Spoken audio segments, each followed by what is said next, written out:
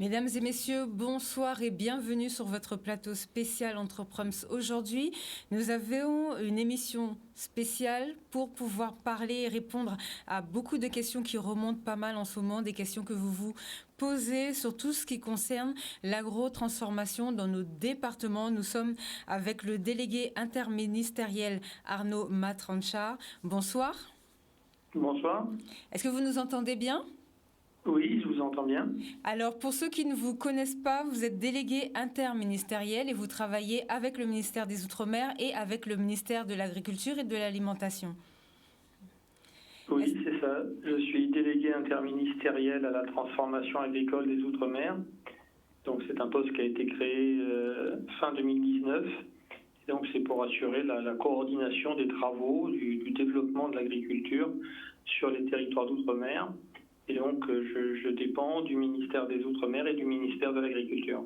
D'accord, merci beaucoup pour votre intervention. Avant de commencer, est-ce que vous pouvez nous faire un point sur les Outre-mer en général? Comment ça se passe pour l'agro-transformation?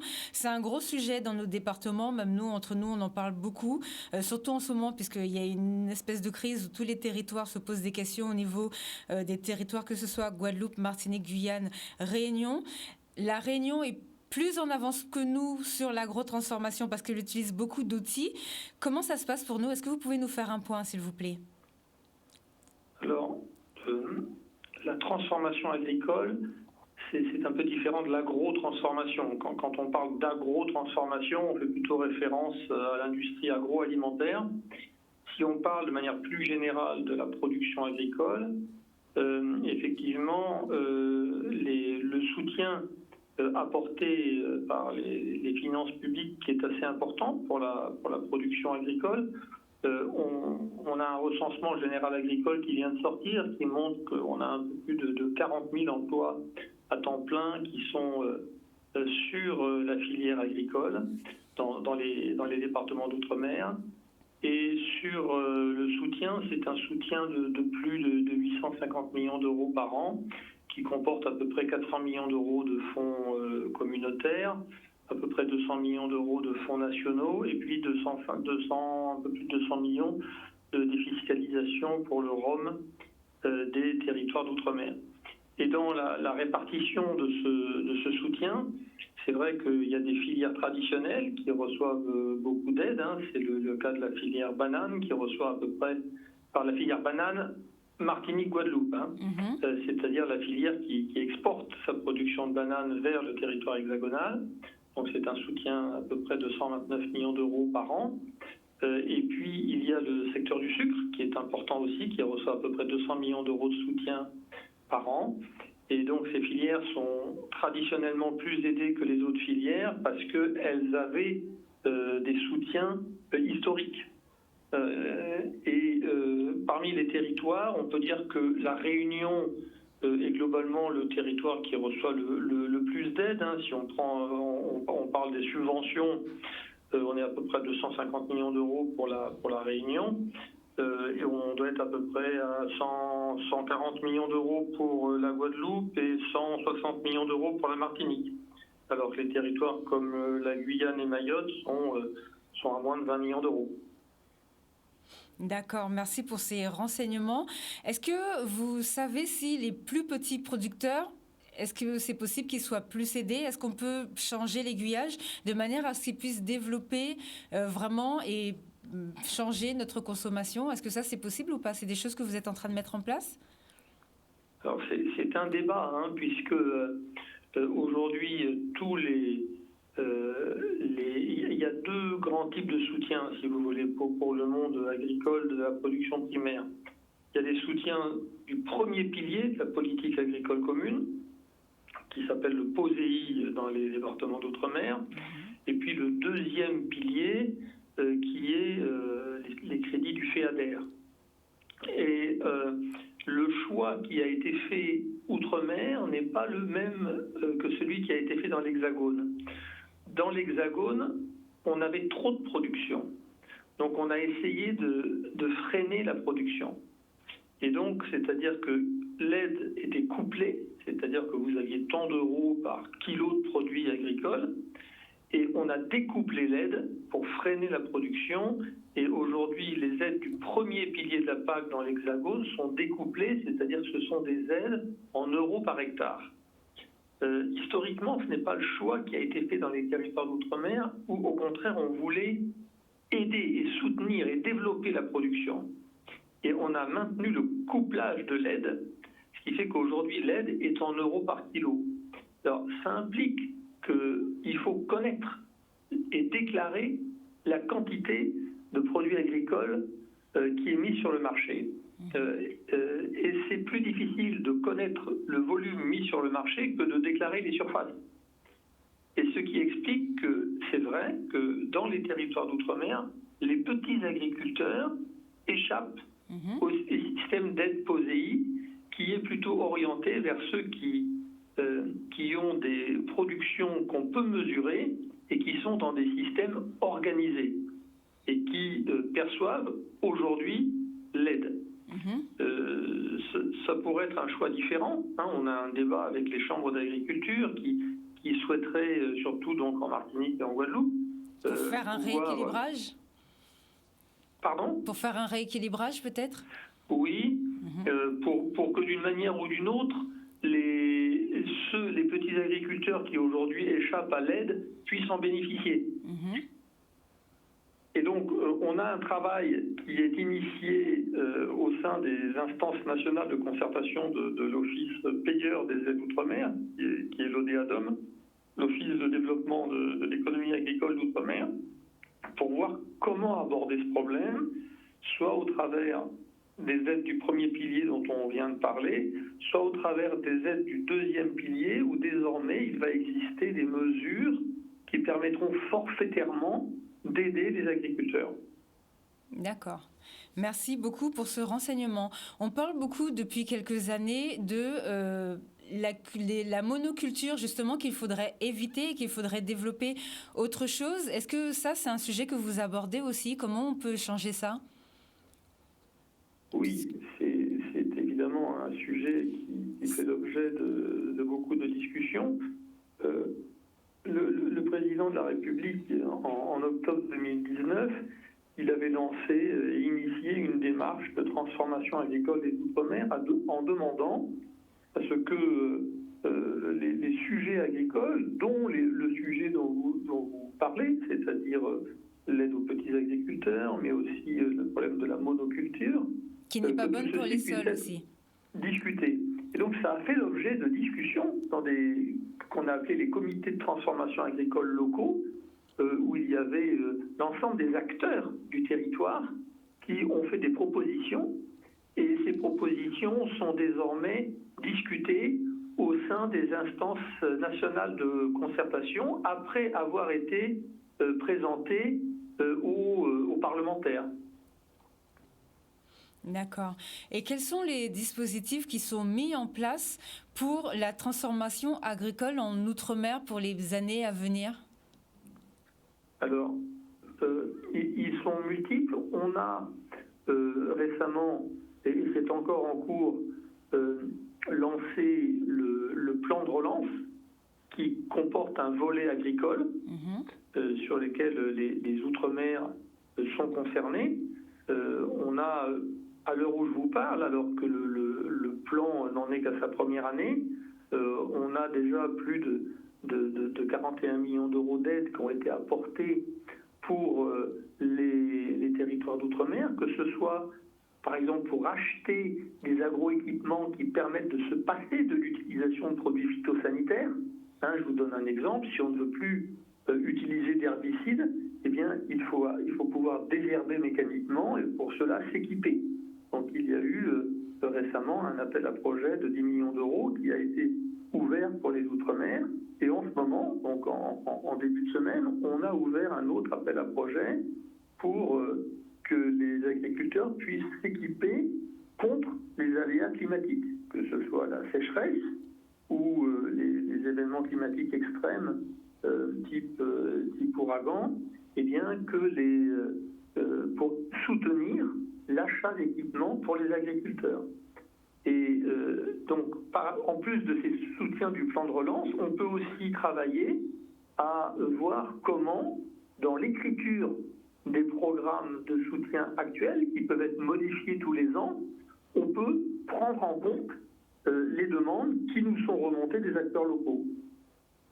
D'accord, merci beaucoup pour cette réponse.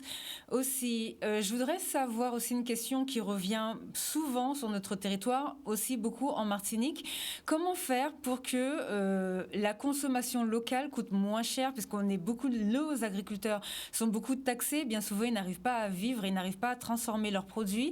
Or, les produits importés sont vraiment peu chers à côté de ce qui est produit localement, et ça c'est un vrai problème puisque ça tue notre économie et ça tue nos emplois. Est-ce que ça, c'est un sujet aussi que vous traitez? Oui, et c'est un sujet qui, malheureusement, ne concerne pas que les territoires d'outre-mer, parce qu'on a ce même phénomène dans tous les pays développés, où les pays où le SMIC est 10 fois moins élevé que le SMIC en Europe, des pays qui n'ont pas les mêmes normes sociales, et bien tout ce qui est production qui comporte beaucoup de main-d'œuvre, comme la production agricole, eh bien nous avons effectivement des coûts de revient et des coûts de production qui sont très inférieurs dans les pays où les normes sociales sont faibles par rapport aux normes sociales qui sont les nôtres. Donc souvent, ils arrivent avec sur le marché des produits qui sont moins chers que les produits locaux. Et ça, c'est très difficile de lutter contre ça parce qu'il y a des accords commerciaux qui sont discutés au niveau de l'Union européenne où vous avez une sorte de marchandage entre les autorités européennes. Je vais grossir le trait, mais c'est pour vous donner une idée, qui voudraient vendre des Airbus à des pays tiers, et ces pays tiers vous disent: je veux bien acheter vos Airbus, mais en échange vous devez baisser les tarifs douaniers sur mes produits agricoles. Donc on a ce dialogue qui est complexe, et ce qu'on peut essayer de faire, c'est d'abord promouvoir la qualité des produits locaux, parce qu'ils sont issus de circuits courts, ils ont des normes environnementales bien supérieures aux normes environnementales des pays issus de pays tiers, et aussi ça donne du travail à nos agriculteurs locaux. Et effectivement, on sait bien que beaucoup de nos concitoyens n'ont pas des revenus importants, et le prix constitue quand même un élément important. Surtout en Outre-mer, où le taux, enfin le prix, le coût du travail est moins cher, il y a moins de SMIC, enfin on est moins payé qu'en métropole. Bien sûr, et donc on est obligé aussi de tenir compte de la population qui a des très faibles revenus, et qui donc, pour qui le critère le plus important, c'est le critère du prix. Donc à la fois, nous on essaye, en soutenant par des aides publiques les producteurs locaux, en promouvant les circuits courts, en développant des labels de qualité qui permettent aux consommateurs de reconnaître la qualité des produits locaux, mais aussi en étant bien conscient que pour une frange de la population, le critère majoritaire restera le prix, et que ça, tant qu'on n'aura pas augmenté globalement les revenus de l'ensemble de la population, ça restera un problème important. D'accord. Tout à l'heure, vous parliez du sucre.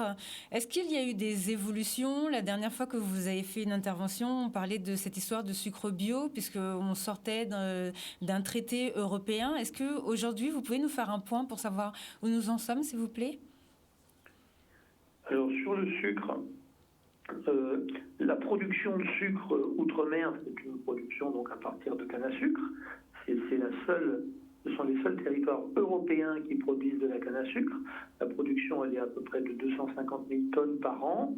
C'est à peu près, grosso modo, 200 000 tonnes de sucre sur la Réunion, on va dire 50 000 tonnes sur la Guadeloupe, et entre 1 000 et 3 000 tonnes sur la Martinique. Ce sucre, il peut être soit du sucre roux, tel que c'est le sucre qui provient directement du traitement de la canne à sucre. C'est ce qu'on appelle des sucres spéciaux. L'idéal serait de vendre la totalité du sucre sous forme de sucres spéciaux, puisque c'est un sucre qui se vend à 600 € la tonne sur le marché mondial alors que le sucre blanc se vend plutôt à 300 € la tonne. Mais on ne peut pas aujourd'hui, malheureusement, vendre la totalité du sucre en sucre roux parce que le marché mondial ne permet pas d'absorber, ne permettrait pas d'absorber 250 000 tonnes de sucres spéciaux des territoires ultramarins, d'autant qu'ils sont en concurrence avec des sucres spéciaux qui viennent des pays tiers et que justement l'Union européenne accorde des avantages douaniers à certains pays tiers et que donc c'est une concurrence importante pour les producteurs ultramarins. Alors on essaye de développer la filière en travaillant avec l'Europe pour voir quelles mesures on peut prendre pour ces accords commerciaux, comme des clauses de sauvegarde qu'on pourrait activer, mais aussi en essayant de développer des produits à forte valeur ajoutée, comme du sucre bio. Alors aujourd'hui, vous savez qu'on n'a pas aujourd'hui de sucre bio ultramarin, ça n'existe pas, parce que alors on commence à voir du rhum bio, vous savez que en fonction des parcelles. Quelques distilleries qui ont commencé à faire du rhum bio. Alors sur le sucre, il y a des essais, mais on a un problème justement de gestion des herbes. Comme on ne peut pas utiliser des herbicides, puisque c'est un produit bio, on est obligé de tout faire mécaniquement, à la main, et donc on a cette difficulté qu'on est en train de voir avec la filière. Mais il y a des projets de développement. D'accord. Bon, nous reviendrons vers vous dès que vous aurez plus d'informations sur ce point. N'hésitez pas à nous en parler avec plaisir. Autre question aussi, nous avons de plus en plus de jeunes agriculteurs ou de jeunes qui veulent se lancer dans l'agro-transformation et qui veulent travailler avec les territoires qui sont à côté de nous, aux alentours, et ne veulent pas commander, par exemple, les produits dont ils ont besoin, que ce soit des emballages en Chine, parce que déjà, ils ne veulent pas polluer et en plus, ils préfèrent travailler avec les pays de la Caraïbe, de notre environnement. Or, ça leur revient plus cher de faire venir leurs produits, que ce soit les emballages ou autres, de Chine que de faire venir de Trinidad, par exemple, avec qui on pourrait faire de bons partenariats. Est-ce que ça, c'est un point qu'il ne faudrait pas aussi revoir ? Ça leur revient plus cher de faire venir le produit de Chine que de Trinidad ? En fonction de ce qu'ils veulent faire. Si ça leur revient plus cher de faire venir les emballages de Chine, il faut qu'ils les fassent venir de Trinidad. Le problème, alors, je vous réexplique. En fait, ils voudraient travailler avec les pays de la Caraïbe d'à côté, puisqu'on peut développer des filières entre nous. Ça, c'est ce qui a été constaté sur le territoire. Sauf que ça revient plus cher de travailler avec la Trinidad, que de travailler avec la Chine, qui est beaucoup plus loin. C'est l'inverse. Voilà, c'est l'inverse, D'accord. excusez-moi. Donc voilà. Donc est-ce que ça, il n'y aurait pas des traités peut-être au niveau, avec la France, avec la Caraïbe, est-ce qu'il n'y aurait pas des choses à mettre en place sur ce côté? Parce qu'il y a beaucoup de nouvelles agrotransformations qui émergent, même sur les pailles qui sont faites avec des extraits de canne et choses, il y a beaucoup de choses qui sont faites avec l'agrotransformation, ils veulent travailler avec la Caraïbe, mais ils sont empêchés. Oui, mais malheureusement, là aussi, ce n'est pas spécifique au territoire d'outre-mer. On a en Europe continentale énormément de produits qui viennent de Chine à des tarifs qu'on ne peut pas combattre, parce que la main-d'œuvre en Chine est à un coût extrêmement bas, et ils ont des process de production avec des coûts extrêmement bas. Et ça, c'est un problème qui doit se traiter au niveau des accords commerciaux internationaux. Alors, c'est pas vraiment mon domaine, puisque c'est plutôt au niveau des affaires étrangères et au niveau du ministre du Commerce qui gère ces accords. Et c'est un travail permanent de la part des producteurs antillais qui veulent développer une production locale, de rechercher le meilleur fournisseur qui leur permet de fournir ce qu'ils cherchent en quantité régulière et au prix le plus attractif, si possible, effectivement dans l'environnement régional. Mais c'est vrai que si le produit qui vient de Chine reste 3 fois moins cher, c'est difficile, et c'est un problème, vous comprenez bien, qui est très long et très compliqué à résoudre. J'ai pas de bonne réponse à vous apporter aujourd'hui sur ce sujet.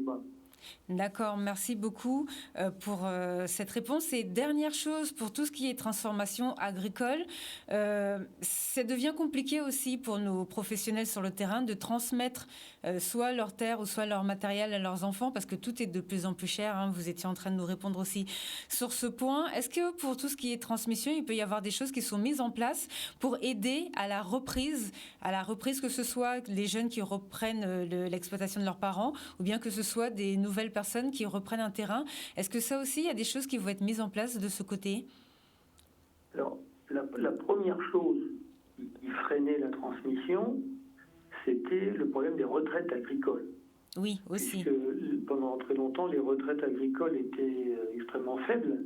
Et donc, les anciens continuaient à travailler, non pas par plaisir, mais parce que sinon, ils se retrouvaient avec des retraites très très faibles de 200 ou 300 euros. Bon, il y a eu quand même une avancée très récente où désormais tout agriculteur qui a une carrière complète, c'est-à-dire qui a cotisé, eh bien, il ne peut pas toucher moins de 80%, 85% du SMIC. Et ça, c'est une avancée très importante dont se félicitaient d'ailleurs encore ce matin dans la presse les syndicats agricoles à La Réunion. D'accord. Donc ça, c'était quand même le facteur numéro 1 qui était mis en avant par la profession agricole comme freinant l'installation des jeunes agriculteurs. Donc avec cette mesure qui a été en place, c'est un progrès, d'autant que le système de calcul des retraites est un petit peu compliqué. Il a récemment évolué pour rentrer une bonification pour les agriculteurs ultramarins. Alors, ça va aider, ça ne va pas résoudre tous les problèmes, parce qu'aujourd'hui, un agriculteur qui n'a pas cotisé, il ne pourra pas toucher 85% du SMIC, c'est certain, mais ça devrait quand même aider le système de transmission et de permettre l'installation des jeunes. D'accord, donc ça, on pourra avoir plus d'informations peut-être à notre chambre d'agriculture locale? Oui, mais aujourd'hui, la loi a été votée, les textes d'application sont parus, donc dès à présent, un agriculteur guadeloupéen qui a ses années de cotisation, eh bien, il peut partir avec 85% du SMIC. Alors, moyennant les dates de mise en œuvre que je ne connais pas bien, mais aujourd'hui, en tout cas, la loi et les textes réglementaires ont été publiés. Quant aux détails de ce que ça représente exactement dans chacun des territoires ultramarins, je ne l'ai pas, mais la Chambre d'agriculture devrait vous fournir ces éléments. D'accord, le temps que ça arrive, je vais leur poser la question. Merci beaucoup pour cette information. Bien évidemment, je vais vous poser une question sur le chlordécone. Le jour où le ministre des Outre-mer, Sébastien Lecornu, est en train de venir, le ministre de l'Agriculture a fait une déclaration. Est-ce que vous pouvez nous en dire plus sur cette histoire de prise en charge pour les professionnels au niveau du chlordécone? Comment ça va se passer? La loi devait être votée. Qu'est-ce qu'il en est aujourd'hui? Vous savez, c'était un engagement du président de la République quand il était venu aux Antilles fin 2018. Il avait demandé à ce qu'on puisse entamer des travaux sur la prise en compte de l'imprégnation à la chlordécone au niveau des maladies professionnelles. Alors, il y a eu dans la loi de finances de sécurité sociale, je pense que c'est celle de 2019 ou 2020, je ne voudrais pas dire de bêtises, c'est soit l'une soit l'autre, il y a eu la création d'un fonds d'indemnisation des victimes des produits phytosanitaires. Et cette loi a été votée, donc le fonds a été créé, et ensuite le décret d'application est sorti.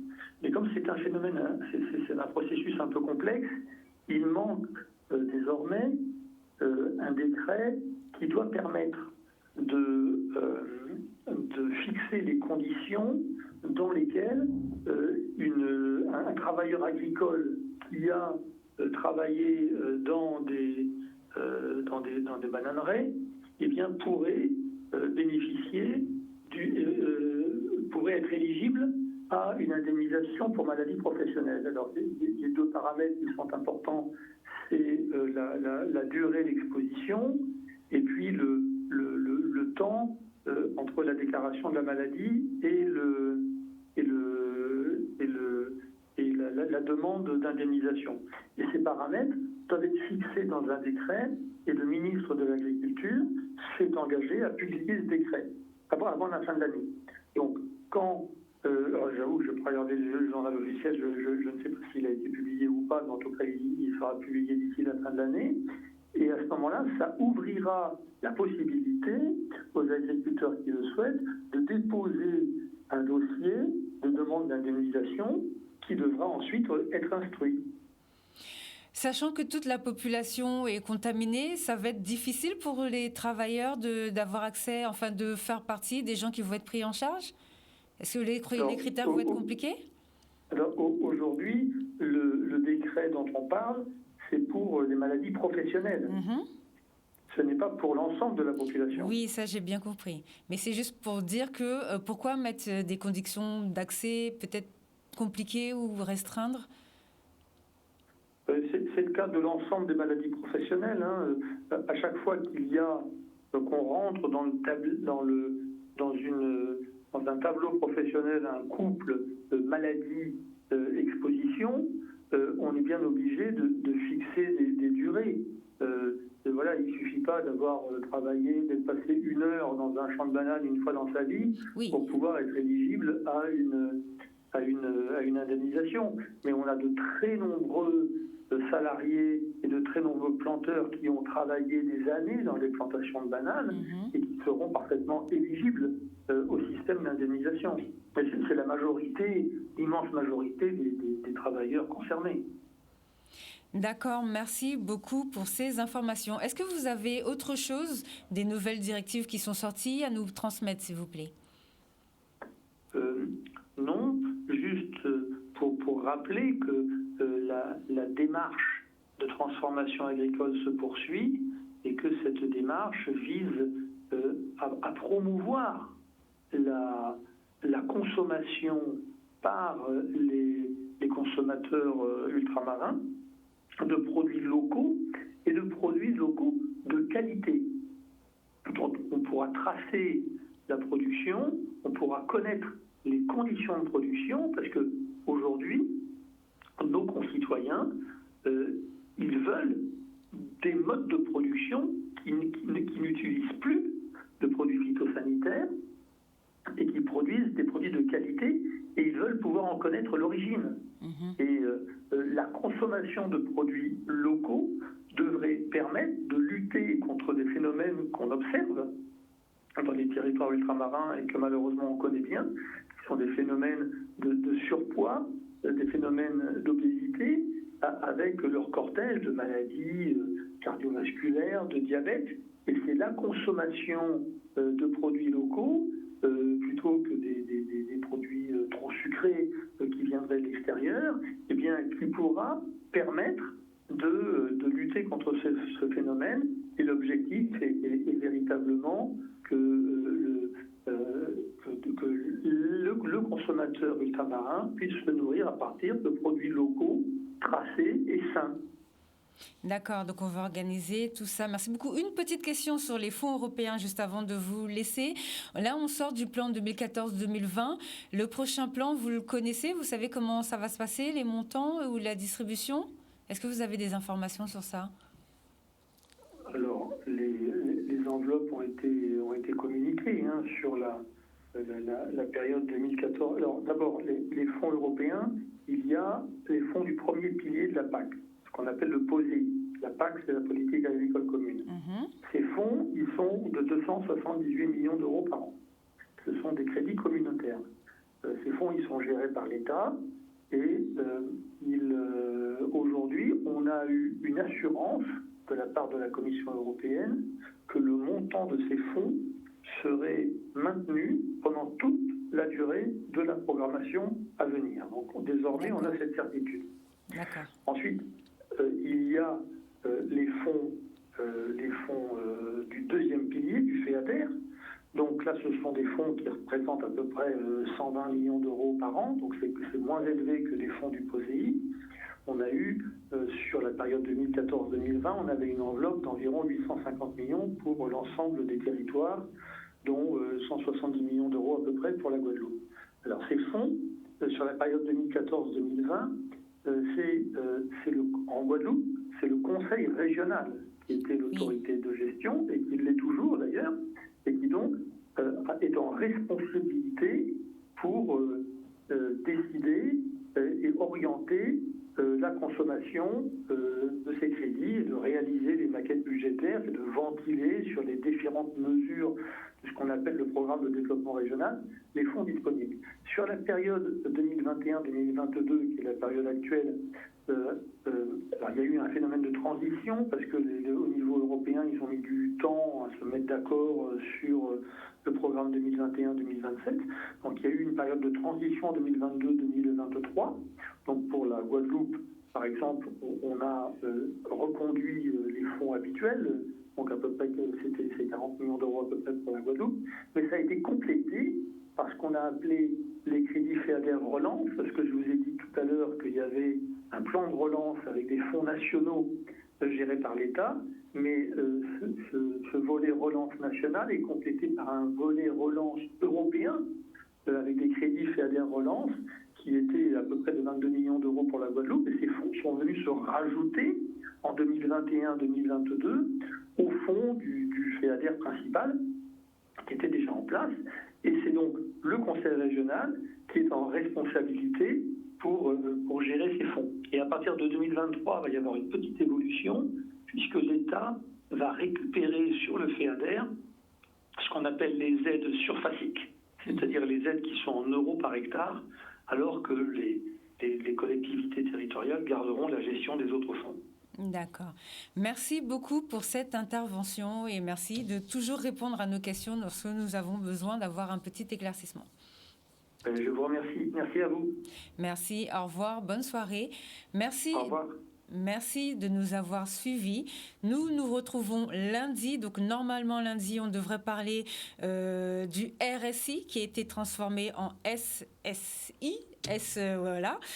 Et enfin, on va en parler. On sait qu'il y a beaucoup d'entreprises qui sont en difficulté avec leurs charges, leurs anciennes charges. Donc, on va recevoir des organismes et on va voir ce qui a été mis en place par la sécurité sociale, parce qu'il faut savoir que pour la crise, là, pour les entreprises qui ont été durement touchées, il y a eu des choses qui ont été mises en place en Guadeloupe de manière à ce que vous puissiez soit ne pas payer certaines charges ou soit reporter certaines charges. Vous aurez plus d'informations lundi à 16h sur votre plateau Entreprums. Merci de nous avoir suivis. Au revoir à tous.